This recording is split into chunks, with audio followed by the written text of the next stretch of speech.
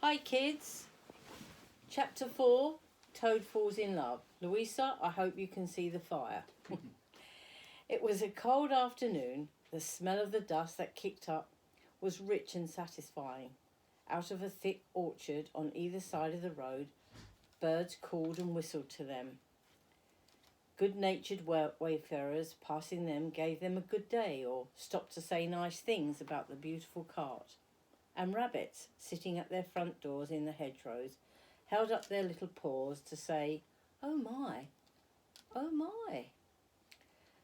Late in the evening, tired and happy, and miles from home, they drew up on a remote common far from the habitation, far from their home, that should say, turned the horse loose to graze, and they sat and ate their simple supper, sitting on the grass by the side of the cart. Toad talked big about all what he was going to do in the days to come, while stars grew fuller and larger all around them, and a big yellow moon, appearing suddenly, silently from nowhere in particular, came to keep them company and listen to their talk. At last they turned into their little bunks in the cart, and Toad, kicking out his legs sleepily, said, "Well, good night, you fellows. This is a real life for a gentleman. Talk about your old river." "I don't talk about my river," replied the patient rat. "You know I don't, Toad, but I think about it," he added pathetically in a lower tone. "I think about it all the time." The mole reached out from under his blanket, felt for Rat's paw in the darkness and gave it a squeeze. "I'll do whatever you like, Ratty," he whispered. "Shall we run away tomorrow morning quite early, very early, and go back to our dear old hole in the river?" "No, no, we'll see it out," whispered back the rat. "Thanks awfully, but I ought to stick by Toad till this trip is ended. It wouldn't be safe for him to be left to himself. It won't take very long. His fads never do. Good night." The end was indeed nearer than even the rat suspected. After so much open air and excitement, the toad slept very soundly, and no amount of shaking could rouse him out of the bed next morning. So the mole and the rat turned quietly and manfully, and while the rat saw to the horse and lit a fire and cleaned last night's cups and plates and got things ready for breakfast, the mole trudged off to the nearest village, a long way off, for milk and eggs and various necessities that the toad, of course, had forgotten all to provide. The hard work had all been done, and the two animals were resting, thoroughly exhausted by the time Toad appeared on the scene, fresh and remarking of what pleasant, easy life it was that they were all leading now, after the cares and worries and fatigues of the housekeeping at home. They had a pleasant ramble that day, over grassy downs, along narrow lanes, and camped, as before, on a common. Only this time the two guests took care that Toad should do his fair share of work, in consequence, when the time came for starting next morning. Toad was by no means so rapturous about the simplicity of this primitive life, and indeed attempted to resume his place in his bunk when he was hauled by force. Their way lay as before across the country by narrow lanes, and was not till the afternoon that they came out in the high road, their first high road, and there was disaster, fleet and unforeseen, sprang at them. Disaster monumentous indeed to their travels. There's Toad arguing with Ratty and Moley because he didn't want to do any of the washing up or get the tea or do anything, just lounge around like toads do. Isn't that right, Joseph? Anyway, but simply overwhelming in its effect on that afternoon with Toad. They were strolling along the high road, easily, the mole by the horse's head, talking to him, since the horse had complained that he was being frightfully left out of it, and nobody considered him in the least. The Toad and the water rat walking behind the cart together, talking. At least Toad was talking, and Rat was saying at intervals, "Yes, precisely, and what did you say to him?" and thinking all the time of something very different, when far behind them they heard a faint warning hum. like the drone of a distant bee. Glancing back, they saw a small cloud of dust, with a dark centre of energy advancing on them at incredible speed, while from out of the dust a faint poop poop wailed like an uneasy animal in pain. Hardly regarding it, they turned to resume their conversation when in an instant, as it seemed, the peaceful scene was changed, and with a blast of wind and a whirl of sound that made them jump from the nearest ditch, it was on them. The poop poop rang with a brazen shout in their ears.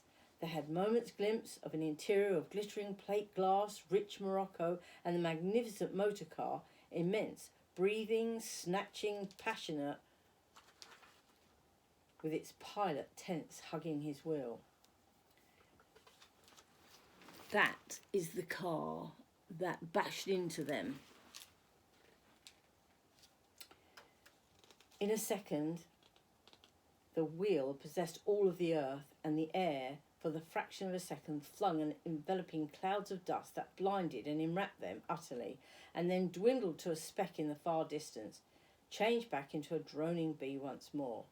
Well, the old grey horse, dreaming as he plodded along of his quiet paddock, in a new raw situation such as this, simply abandoned himself to his natural emotions, rearing up, plunging back, steadily in spite of all the mole's efforts to hold him down, and all the mole's lively language directed at his better feelings. He drove the cart backwards, forwards, to the side, deep into the ditch at one side of the road. It wavered an instant, then there was a heart-rending crash, and the canary-coloured cart, their pride and joy, lay on its side in the ditch, a wreck. The rat danced up and down in the road, simply transporting with passion. "You villain!" he shouted, shaking both his fists at the car. "You scoundrel! You highwayman! You road hog! I'll have the law on you! I'll report you! I'll take you through the courts!" His homesickness had quite slipped away from him, and for a moment he was the skipper of the canary-coloured vessel, driven on a shoal by the reckless jockeying of rival mariners, and he was trying to recollect all the fine, biting things he used to say to the masters of the steamboats when their wash drove his poor little boat up and down the waters. Toad sat straight down in the middle of the dusty road. His legs stretched out before him, and stared fixedly in the direction of the disappearing motor car. He breathed short, his face wore a placid, satisfied expression, and at intervals he faintly murmured, "Poop, poop, poop." The mole was busy trying to quieten the horse, which was rearing up and making awful noises. Then he went to look at the cart on its side in the ditch. It was indeed a sorry sight. Panels of windows were smashed, the axle was hopelessly bent, and the wheel off. Sardine tins scattered over the wide wood, and the poor bird in his birdcage sobbing pitifully and calling to be let out. Poor horse, there he is, and the cart, and the silly toad.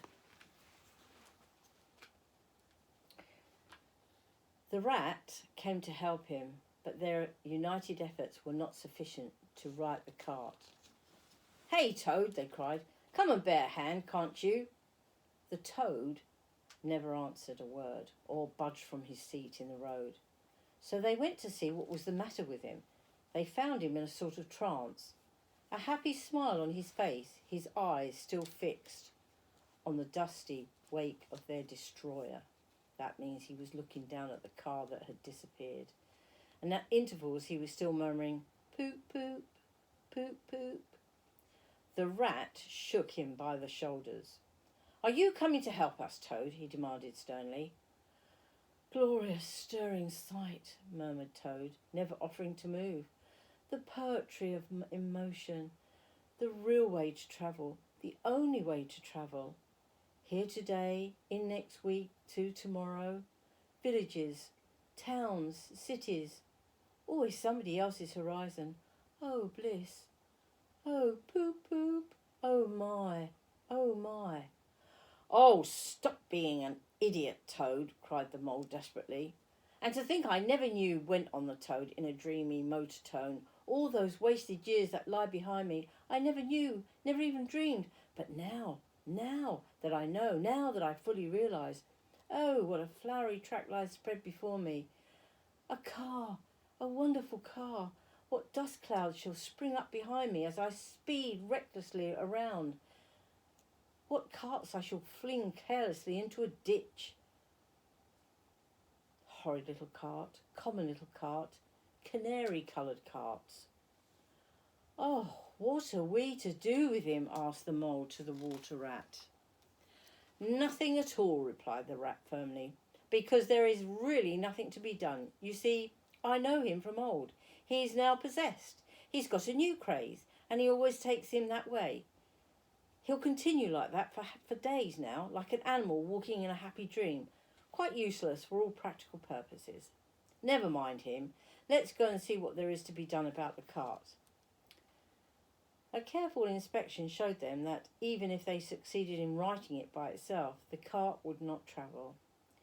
The axle was hopeless. It was broken, and the missing wheel was shattered into pieces. The rat knotted the horse's reins over his back and took him by the head, carrying the bird cage and his hysterical occupants in the other hand.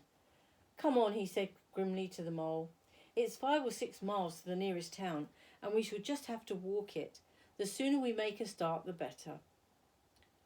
But what about Toad? Asked the mole, as they set off together. We can't leave him there, sitting in the middle of the road by himself, in that distracted state. It's not safe. Supposing another one of them things come along. Oh, you mean the car? Oh, bother Toad, said the rat savagely. I'm done with him. They had not proceeded very far on their way, however, when there was a pattering of feet behind them, and the Toad caught them up and thrust a paw inside the elbows of each of them, still breathing short and starting into, Now, look here, Toad, said the rat sharply. As soon as we get into the town, you'll have to go straight to the police station and see if they know anything about that motor car and who it belongs to, and lodge a complaint. And then you'll have to go to the blacksmith or wheelwright's and arrange for the cart to be fetched and mended and put to right. It'll take time, but it's not quite impossible. Meanwhile, the mole and I will go to the inn and find comfortable rooms where we can stay till the cart's ready, until our nerves have recovered from the shock. Police station? Complaint? Murmured the Toad. Me complain? That beautiful, that heavenly vision that has been around me, that beautiful car? Mend the cart? I'm done with the cart forever. I never want to see the cart or hear of it ever again. Oh, Ratty, you can't think how obliged Well, I don't understand. Well. And then he said to Ratty, I wouldn't have gone without you, and then I might never have seen that swan, that sunbeam, that thunderbolt. I might never have seen that wonderful, bewitching car. I owe it all to you, my best friend. The rat turned from him in despair. You see what I mean, Mole? Addressing him about Toad. He's quite hopeless. I give up.